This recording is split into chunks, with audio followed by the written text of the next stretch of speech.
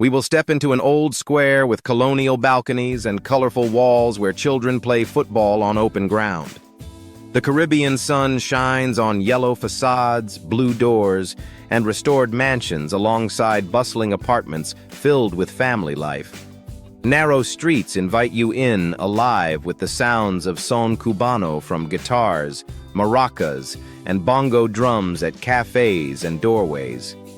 And don't miss the skilled cigar rollers nearby who transform tobacco leaves into a cultural masterpiece, showcasing their dedication and traditional craftsmanship. Join us on the journey to explore Cuba, the forgotten island of Caribbean. Welcome to Plaza Vieja, where vibrant colors greet you before history shares its story. As you step into old Havana, you find yourself in a lively public square that dates back to the 16th century, originally known as Plaza Nova. Surrounding this charming space are beautiful buildings created by Spanish colonial families, featuring high arcades, deep balconies, and cozy inner courtyards. Thanks to Havana keeping its original street layout and dedicated restoration teams work hard to rebuild damaged buildings, this square has stood the test of time. Take a moment to look closely at the walls. You'll notice a delightful mix of Cuban Baroque, neoclassical designs, stained glass, intricate ironwork, and Art Nouveau details, all basking in the same warm sunlight. Children happily run across the stone beneath the balconies. Neighbors chat from their windows, and cafe tables create the perfect setting for relaxed conversations. This is Havana's daily theater. Street performers add to the vibrant atmosphere with their bright costumes, painted faces, and drums that invite you to join in the fun. Artists proudly display their canvases by the restored facades. Craftsmen showcase their creations, and dancers transform the square into a tapestry of shared memories. For local families, Plaza Vieja holds treasured childhood games, evening strolls, religious celebrations, bustling market days, and a deep-rooted pride in a city that has embraced its history. The office of the city historian has played a key role in caring for this space. They repair buildings, cleaning facades, and renewing cultural life in historic structures. You can truly feel their commitment in each vibrant balcony and every lovingly restored doorway. From Plaza Vieja, the same bright pulse leads you into Havana's narrower streets, where music keeps public life open. You hear the city before you fully take it in.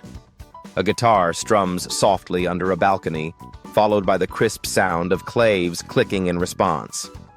This lively music is son cubano, a beloved tradition that originated in eastern Cuba back in the 19th century.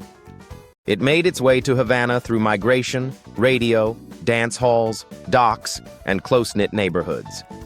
The essence of son cubano is a beautiful blend of Spanish lyrics, African rhythms, call and response singing, and instruments that encourage connection between people. In the past, this music carried messages of news, satire, devotion, grief, and pride within communities. Today, it continues to feed families, fill cozy restaurants, welcome visitors, and express the emotions of Havana. These traditions thrive through families, music schools, community gatherings, festivals, and the wisdom of elders who teach rhythm through hands-on learning. At the same time, for local people, the music carries a sense of dignity that speaks for itself. You stand close, and it feels as if the city is breathing through the voice of the performers. As one song wraps up, you can sense the excitement for the next corner, full of new sounds and stories waiting to be discovered. When you think of Havana, you will picture the lively salsa nights. But there's a whole other world where the rhythm slows down inside a cigar workshop. As you step into a tobacco house, the warm air wraps around you, carrying the rich sense of leaves, cedar, and earth. You can feel the deep history of Cuban cigar making, which traces back to indigenous peoples who used tobacco long before Europeans arrived in the Caribbean. Over time, Spanish colonial trade transformed Cuban tobacco into one of the island's most prized exports. In Vignales and Pinad Rio, you'll still find farmers curing leaves in traditional wooden barns, with palm roofs holding on to age-old practices. The selection of leaves is a careful process considering things like size, texture, color, aroma, and strength. Take a moment to watch the torso at his bench. You'll see him trim one leaf with precision, arranging the filler leaves based on how they burn, their flavor, and the way they draw. After that, the binder wraps around the core and a clean, tight wrapper finishes it off. For a cigar to be truly enjoyable, it needs to breathe evenly and burn slowly without tearing. And this is where the skilled handwork shines. While machines can speed things up, they can't connect with each leaf the way an experienced roller can. In the good old days, cigar factories were also schools and gathering spots. Today, Cuban cigars stand as a global symbol of luxury. Collectors flock to festivals, humidors, tastings, and factory tours, while auction rooms and specialty shops treat the finest habanos as treasured pieces of culture and status. But the true magic of a cigar starts well before the label. It begins with farmers dedicated to nurturing their seeds, soil, and the crucial curing process, taking their time to sort the leaves with care. It continues with apprentices learning from seasoned masters, not from screens. To keep this wonderful craft alive, Cuba might need to invest in proper training, ensure fair export practices, and value the wisdom of small farmers. So, next time you're enjoying a cigar, take a moment to appreciate the hands that crafted it. There's a whole world of discipline, memory, and pride in every thoughtful fold of a leaf. Not far away from the cigar workshop at La Cabana, the silence transforms into a thunderous announcement over Havana Bay. You step inside the impressive San Carlos de la Cabana, a grand colonial fortress that proudly watches over the harbor entrance. Every night, locals and visitors come together for El Cañonazo de las, the 9-on-quart cannon shot, a beloved tradition that has been a part of the city's charm. This ritual traces back to when Havana was a walled city guarding itself against pirates and rival fleets.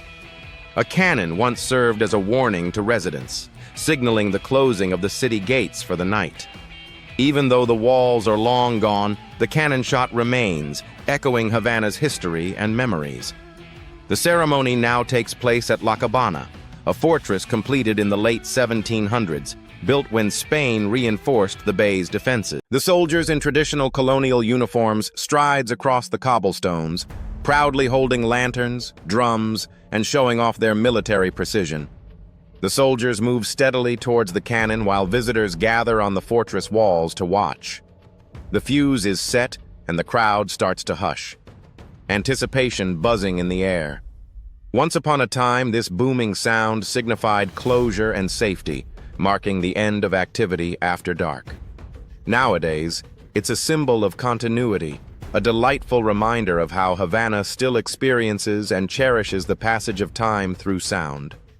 What was going on?